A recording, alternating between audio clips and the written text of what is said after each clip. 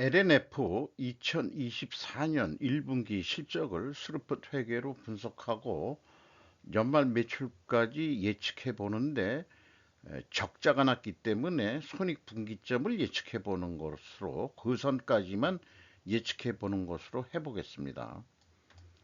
매출은 53.4% 감소했고 영업손실 1985억 원이 발생이 됐어요. 매우 큰 영업손실이 났습니다.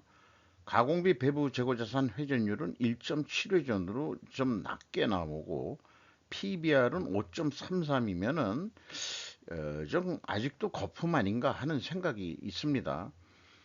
재고자산 매출원가 회계의 투명성 여기에서 좀 불투명하다 이렇게 얘기할 수밖에 없을 것 같습니다. 구독 좋아요 부탁드리고 필요하시면은 일적 배속을 보시기 바래요. LNF에 대한 관련 기사로서 김기혁 기자가 서울경제에서 5월 28일 날 보도한 건데 LNF가 중 CNGR과 모로코서 협력, LFP 전구체 확보 이런 제목으로 했는데 중국 전구체 업체 CNGR 중웨이라고 발음하는 모양이네요. 미국 IRA법에 대응을 해서 중장기 업무 협약을 맺었다고 28일 밝혔다. 양사는 리튬 인산철 전체 공정 공급망 및 생산 체계를 구축하는 데 협업하기로 했다. 지금 그 LFP가 좀 싸구려죠. 2차 전지 하는데 이 저가 배터리인데 올해 이 자동차로서는 그 주행거리가 좀 제일 짧게 나오는 거고 그런 얘기가 있긴 있습니다. 하나 이제 뭐 지금 중국이 이 시장을 거의 장악하고 있다 보니까 이런 협업을 했다 뭐 그런 것 같아요. 그리고 이제 뭐 여기에 뭐 모로코 왕실 국본도와 지주회사인 알마다와 학잡 투자를 통해 배터리 소재 복합 단지가 조성되고 있다. 모로코에 뭐 이런 것도 소개를 하고 있어요. 이번 MOU는 오랜 기간 이어진 LNF와 CNGR과 그 중웨이 간 협력의 일환이라고 회사 측은 설명했다. LNF 관계자는 현재 대구 달성공 구지 3공장에 국내 최초로 준양산 규모의 LFP 생산 라인을 구축했고 자체 기술로 개발한 LFP도 긍정적인 반응을 얻고 있다고 밝혔다. 하는데 여길 보면은 이게 그 중국 중웨이의 그 CFO라고 총경리라고 돼 있네요. 이게 근데 한국 사람이에요. 김동환이라고. 요 사장인데 토니 타오라고 돼 있고 뭐 영어 이름도 하나 집어넣네요. 이 악수하는 사람이 LNF 최수환 대표이사고 이 서 있는 사람은 LNF 장성균 CPO. CPO가 뭐의 약자지? CPO 겸 사장이라는데 P가 뭔가? P가 잘 모르겠는데. 그리고 그 LS 그 M&M이 그 이 IPO고 하면서 소개된 데가 LS가 그 LNF와 전구체 합작사 LS LNF 배터리 솔루션에 뭐 공급을 또 한다. 자기네들이 무슨 그런 그 2차 전지 재료를 그 이 LS M&M에서 투자해서 공장 만들어서 하면은 수직 계열화에 뭐 성공을 하고 뭐 어쩌고 저쩌고 해서 그 LNF를 작년에 한번 해본 것 같은데 별로 그 뭐 했던 회사지 했는데 좀 불투명한데 시작하기 전에 우리 중국하고 지금 디커플링 하자고 그러는데 이건 디커플링을 못할 상황인 모양이네요. 그런데 이 중국하고 디커플링 안 하면은 아니 디커플링 해서 어떻게 먹고 살 길을 찾아야 될 텐데 조금 걱정이 됩니다. 매출이 6,350억 원대인데 전년도 1분기에 무려 1조 3,600억을 했었거든요. 53.4%가 감소했고 재고자산은 13.6%뿐이 감소를 못 시켰어요. 영업이익 마이너스 2,041억 원 영업 적자입니다. 무려 650.9%가 그 영업이익이 감소했어요. 매출이 급감하니까 어떤 그 판매 관리비나 매출 원가 포션을 그만큼 크게 그 따라서 못 줄이고 있는 거죠. 고정비 성격들이 좀 많을 테니까 그런 것들을 손쉽게 알아볼 수 있는 게 스르프 회계죠. 매출에 비례하는 매출 재료비 39.7% 감소했어요. 매출은 53.4%나 감소했는데 매출 재료비 자체가 감소가 낮게 이 감소했으니까 그 차익이 13.7%죠. 플러스. 그럼 여기서 우리는 원재료 가격이 그냥 크게 올랐구나 이렇게 느낄 수 있습니다. 그 스르픈율도 27.2%가 그 하락했고 운영 경비는 거꾸로 14.1%. 그 직원들을 데리고 계속 가야 되니까 이걸 못 줄이기가 어려운 거죠.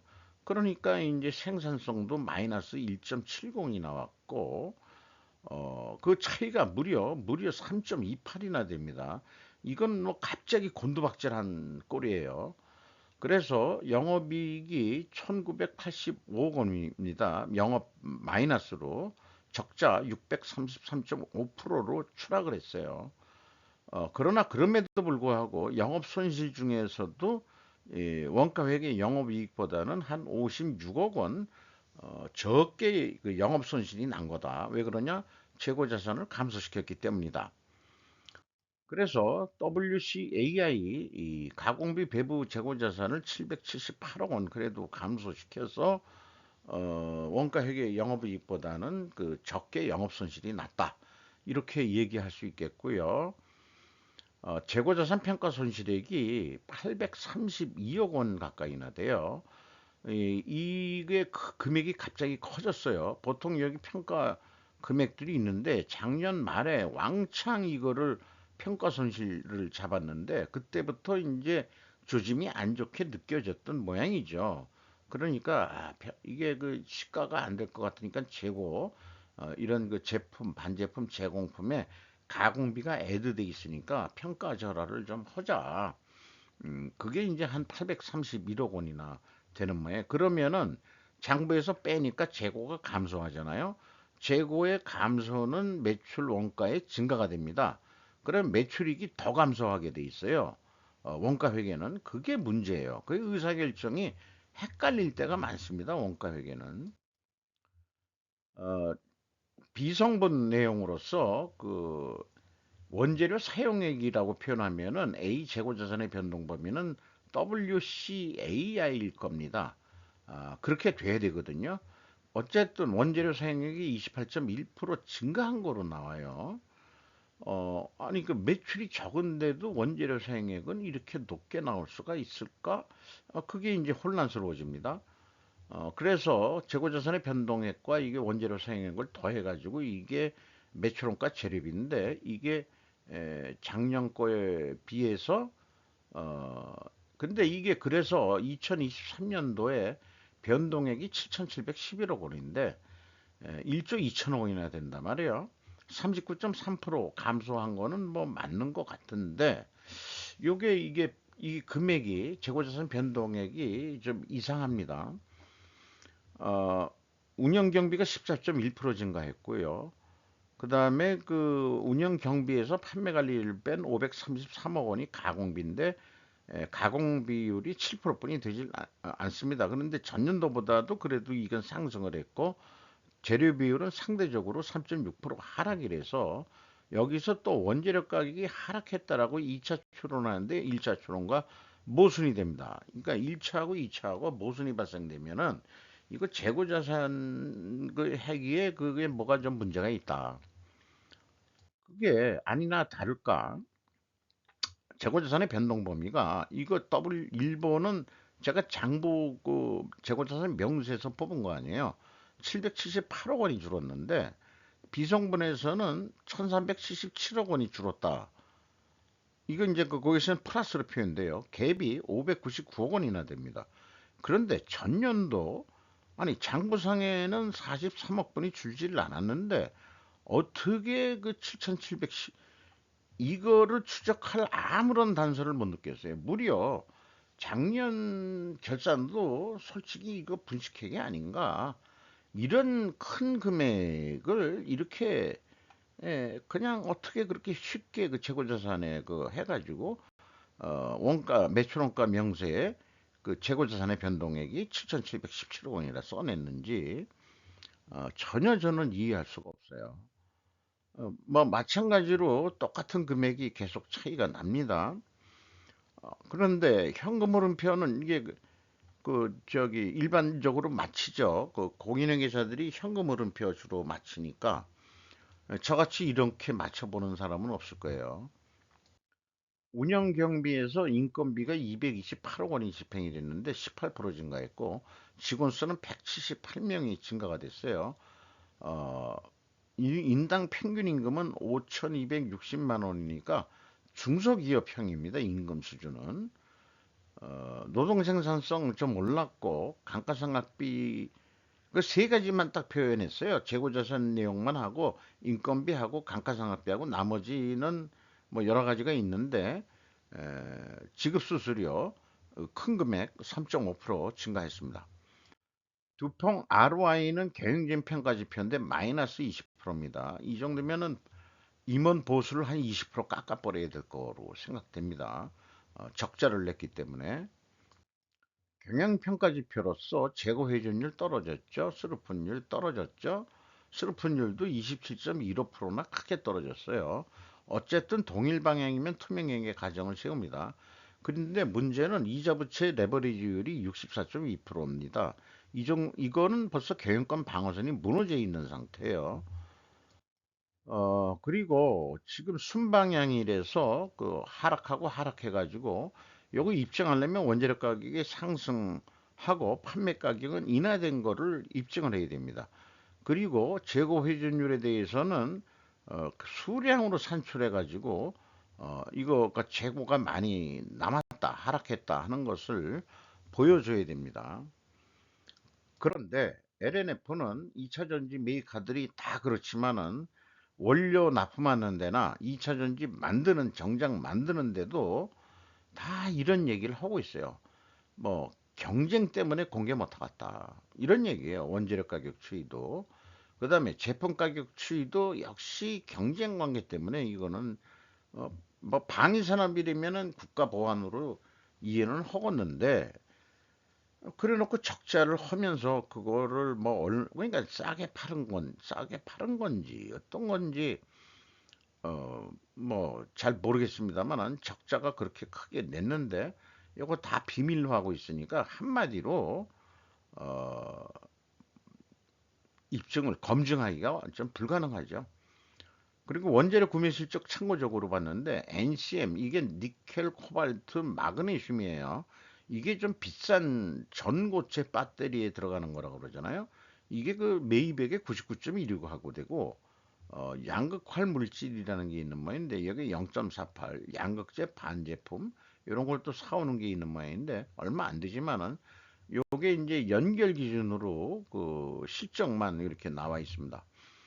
지금까지 얘기한 거를 조견포로 했는데 한마디로 이제 입증이 불능하니까 이런 그 노력도 나중에 이제 허당으로 들어간 거죠.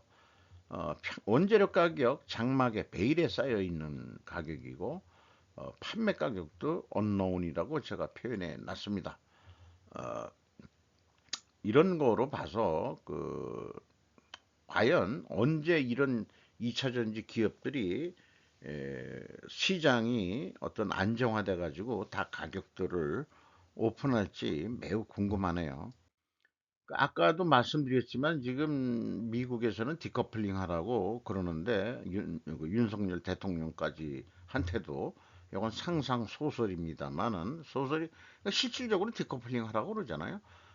제이미 다이먼 씨도 멋진 관계를 맺기가 어려워요. 그러냐면 헤어지자는 얘기거든. 그런 얘기예요. 그래서 이제 이거를 비유를 한 거죠. 스루풋으로 하면은 매출액은 매출 재료비로도 예측할 수 있고 운영 비용으로도 예측할 수 있다. 그런데 이제 여기 문제는 매출 재료 비율이 119%고 스루풋은 마이너스다 보니까 요게 이제 그 계획할 때 좀 좀 심각하게 생각을 해야 됩니다. 일단 원가 회계로서 그 손익분기점 영업이익을 재료로 봤을 때 한 3조 2,937억 원을 해야 되는 거로 이렇게 했을 때 재고는 14% 내려간다고 보고 얼마 남느냐 그러면은 약간 우슬이 좀 떼다 보니까 한 이걸 단단히 원 단위로 얘기하면은 47,750원이 적자예요. 어 그러면 조금만 손익분기점 더 2.4% 노력하면은 대충 한 어, 22,200원 남는 거. 요게 재고가 이제 2.4%더 노력하면은 재고는 한 16%더 주는 거로. 그런데 그 고생하지 말고 생산을 더해서 재고를 16% 늘리자.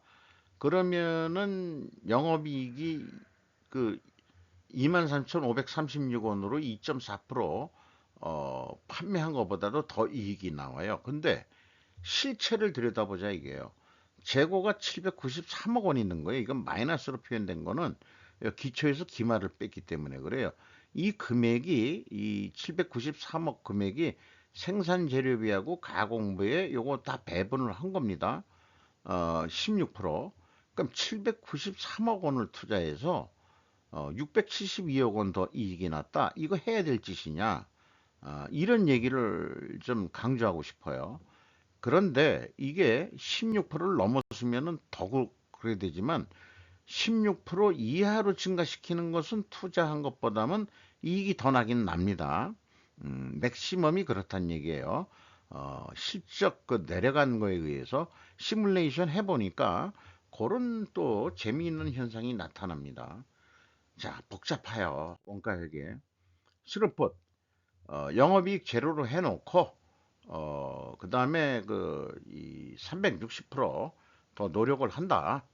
1 더하기 360%, 3조 3천억이지만은 300억, 아니, 330만 원 단가로 얘기를 하면은, 그런데 이게 그 재료 비율이 100%가 넘으면은,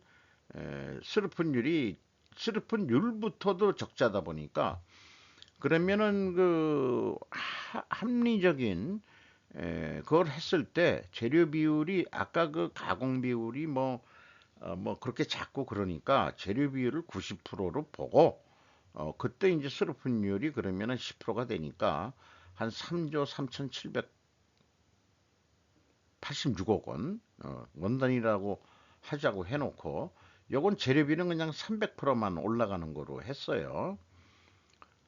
그렇게 이제 이게 시뮬레이션 해보는 거죠. 그래서 어, 337만 원에 판매한다면 한 8,400원 적자가 나는데 이거 더 가격을 올려달라고 할 수도 없고 이거 원가 회계보다 가격이 비싸게 나오거든요.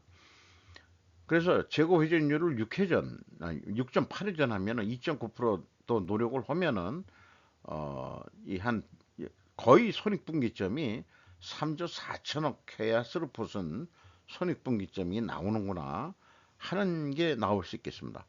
그래서 스루폿 회계 기준은 좀 비싸게 그 예가가 나오게 되고 원가 회계는 좀 낮게 나오게 되어 있습니다.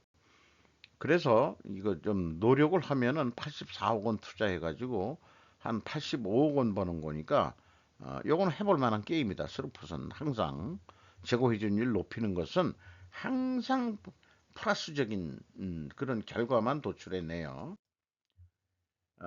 요것도 그 재고 감소했을 때 스루풋 회계는 이 범주에 들어간다. 이런 현상이 나타난다는 거 알려드리는 거고요.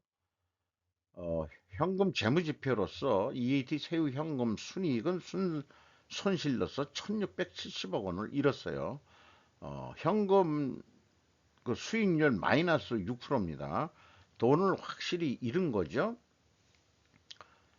그런데 EMS 이 사업 활동으로 유입된 돈은 1620억 원이고 최종 1572억 원의 현금은 유입이 됐다. 이렇게 볼 수 있겠어요. 왜 그러냐? 캐펙스 투자가 768억 원이나 있습니다. 프리캐시 프로로서 채권자가 241억 원을 더 빌려줘서 레버리지를 64.2%로 상승한 거고요. 주주잉여 현금 흐름이 12억 9,400만 원인데 그 내역은 주식 보상 비용 등 주식 선택권 행사 이렇게 해서 12억 9,400만 원으로 되고 작년에는 이익이 났다고 이익 배당이 한 166억 정도 이익 배당이 있네요. 그게 157억 원 이렇게 딱 그 자본 번동표에서 그 검증이 됩니다.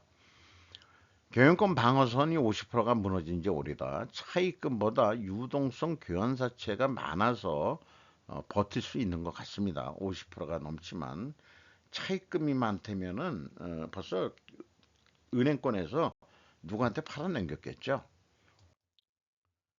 주가는 15만 7,800원으로서 전년 동기 대비 뭐 거의 더블이 내려갔습니다. 그 PBR도 9.44에서 5.33으로 411%나 내려갔어요. 세로닉스가 14.31% 지분 가지고 있고 LNF 자기 주식 7.55% 가지고 있고 외국인이 22.57% 지분을 가지고 있는데 골드만이 눈에 띕니다. 제 그 주식 전문가가 아니기 때문에 맨 마지막에 소개하는데 어떤 주식 하시는 분들은 그 주식 방송으로 많이 유명해진 사람도 있다고 그러더라고요. 저는 주식이 이 콘텐츠가 주식이 아니고 그 주가 아니고 그 스루포트 회계인데 별로 그 흥미있는 콘텐츠는 아니죠. 음, 그 원가 회계가 문제 있다는 메시지를 지속적으로 날리고 있는 역할이니까 하나의 뭐 어떤 그 선각자까지는 아닐지 모르지만은 그런 입장에서 지금 이 세계를 지배하는 원가 회계가 잘못된 거다. 이거는 신세계에서는 확 뒤집어야 된다. 스루프트 회계로 그런 거를 계속 주장하. 단순한 회계로 가자. 그런 얘기를 하는 거죠. 그러니까 주가도 5.33이면 아, 이게 500원짜리가 장부 가격이 29,600원이거든요. 그러면 한 뭐 넉넉 잡아서 두 배, 한 6만 원 정도면은 적정 가격 아닐까 그런 생각을 해봅니다. 이상 마치도록 하겠습니다.